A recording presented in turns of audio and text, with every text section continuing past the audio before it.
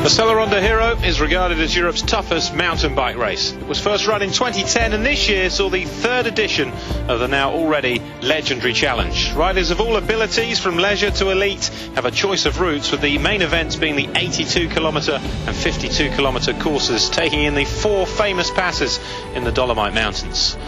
Both courses start and finish in the town of Vulkenstein in Val Gardena, an area which is best known for skiing and rock climbing. But this day belonged to the mountain bikers. In the women's categories, Julia Innerhofer was the short track favourite, while for the longer event, 2011 winner Katrin Schwing was expected to be the rider to beat.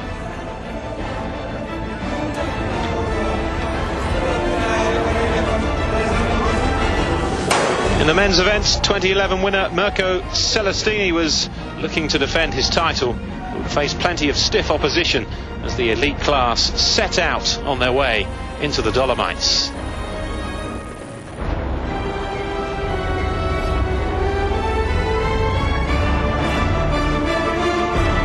Wasn't the best of days. There was rainfall in parts as well, and it was grey and overcast. But nothing would deter our Sellaronda heroes. The elite riders were away, so the remainder of the 2000 hit the trail in a mass start. The race began with a challenging climb up to the Passo Gardena, first of the four big passes, and the Dantasepis.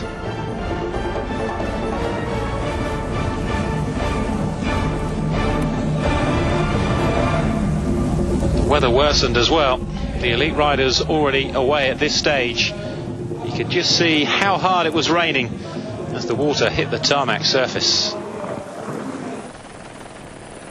The race is a combination of road, tarmac, single track, and some technical descending, as well as some tough climbs.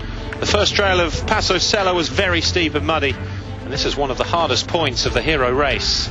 The athletes of the short and long track are still together at this point. There hasn't been too much thinning out. The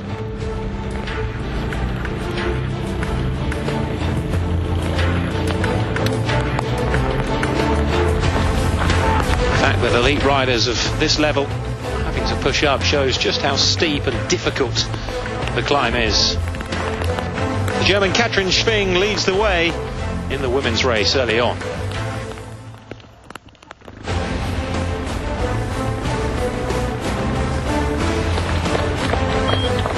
The riders reached the highest point of Passo Gardena, known as the Dantasepis. It was after the 600-metre climb to an altitude of 2,121 metres.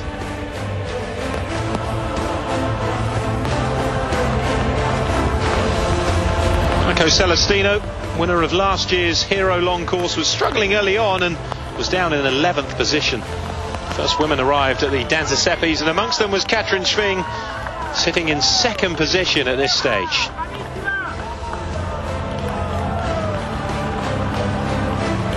On a clear day from here, there's wonderful views of the Dantasepis trail in the Passo Gardena.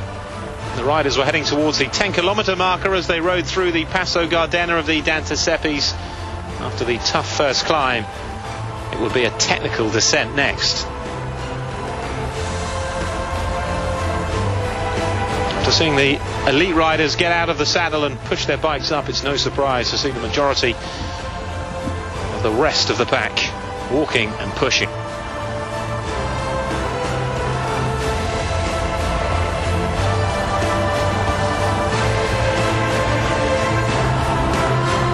Still relatively early in the race, so there hasn't been too much thinning out, although gaps were starting to appear. More than 1,500 athletes are on the downhill at this stage to the town of Corvara. Some hitting speeds of 75 kilometers an hour, but the trail proved to be treacherous in the wet conditions, as well as the usual rocks. There was mud to contend with too. Much technical ability was required to stay on, and there were plenty of crashes. The racers split for the first time after Corvara. This is the leading group of the long track, who headed out on a climbing loop to the mountain of Pralongia. And there's lots of ups and downs and an overall 600-metre rise.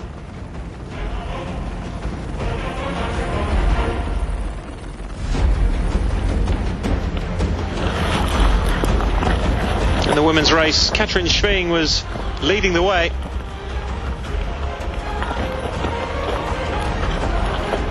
Being pursued though by Barbara Kaltenhauser, who's holding on to second place.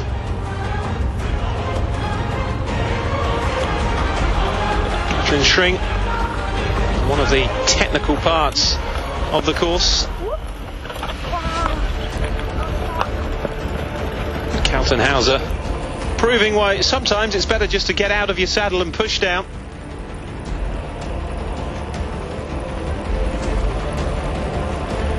Leading group here arriving at a town called Araba, following another descent down from Pralongia.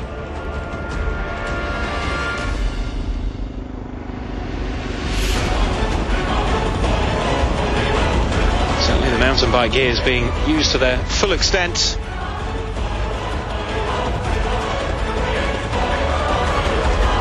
Really is one of the ultimate tests.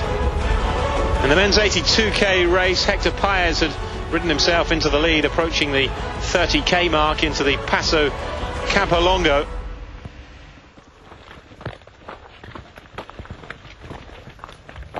Passo Campolongo was the second of the 4 great passes that the riders would have to deal with.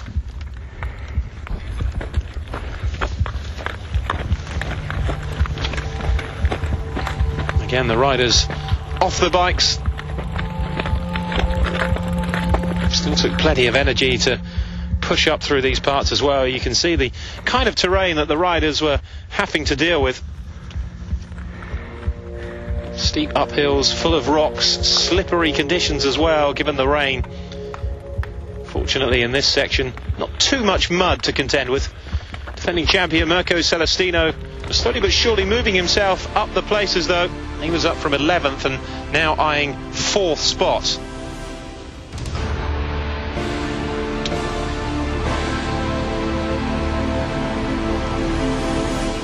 Riders back on and turning the cranks again.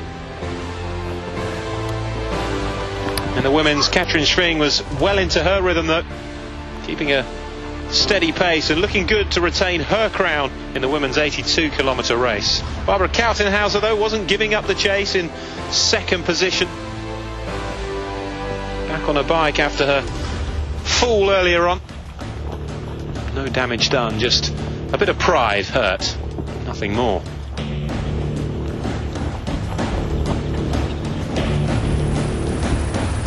Another of the big downhills took the riders through Passo Pordoi. Single track section of this, extremely technical.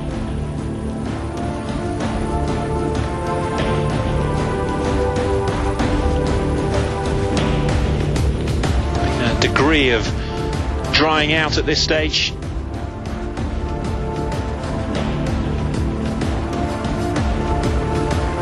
Riders of both courses just over the halfway point at this stage.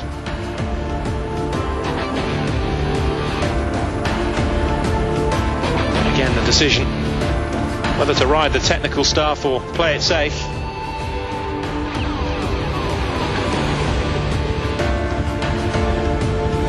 Welcome relief as they're back on the tarmac again at this point. Celestino's comeback complete as the race arrived on the streets of Pordoi. The 2011 winner's technical ability through the single track had seen him regain the lead, although not for long.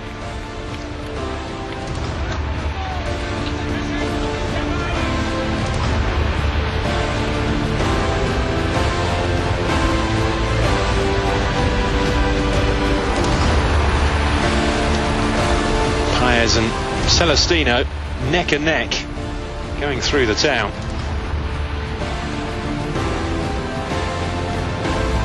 Riders were heading towards the Passo Sella, an area known as the City of Stones, which is normally more of a haven for climbing enthusiasts. And there was 1 or 2 tricky rocks to negotiate sticking out of the single track path. Short course riders had just 10 kilometres to go at this point. The riders on the 82k, though, had plenty more to do. They were taken around the outside of the City of Stones and into another pass, the Passo d'Aron, on a loop that added on an extra 30 kilometres.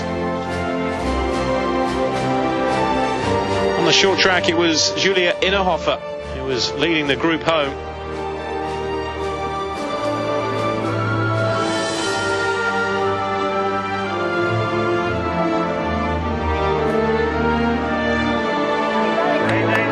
Clear of the rest, Innerhofer. The winner of the men's short track was Daniel Jung. He was followed across the line by Thomas Piazza.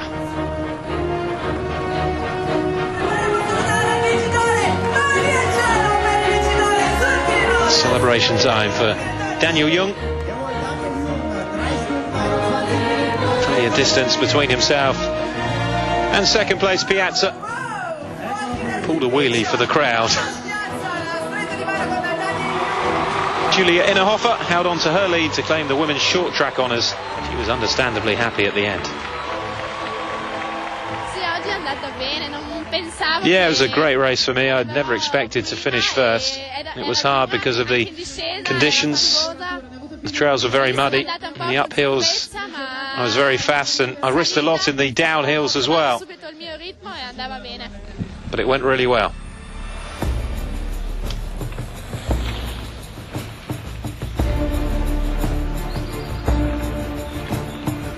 More riders making their way through. The short track riders were putting their feet up and celebrating.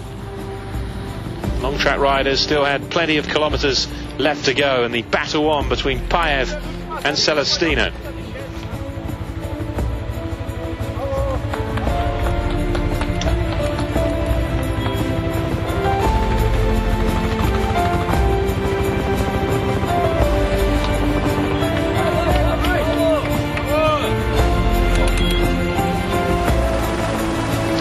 Couldn't have been much more difficult for the riders. Even the elite mountain bikers start to trouble. Bear in mind what it must have been like for the leisure riders who took part in this event. The sole purpose just to finish. Technical problems as well. Last thing you need, a puncture. Trying to find where it's punctured can be just as difficult as mending it. Well, having got himself into the lead after a poor start, Mirko Celestino was unable to hold on to defend his title. Victor Paez Leon managed to find more energy to overtake the holder and become the third winner of the Sellaronda Hero.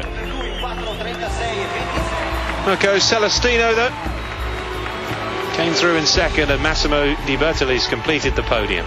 Let's hear from the winner.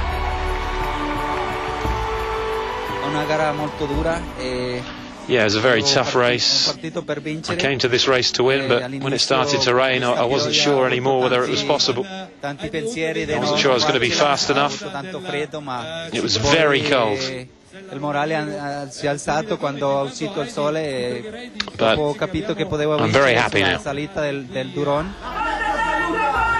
In the women's race, Katrin Schwing succeeded where Celestino just failed and defended her long track title.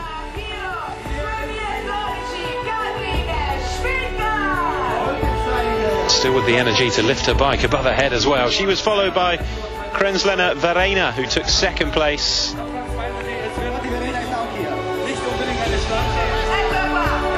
Barbara Kaltenhauser, in the end, completed the podium, finishing third. So that's it for the 2012 edition of the Sellaronda Hero mountain bike race. Congratulations to the winners of all the categories and those who completed the race. Until next year, it's goodbye.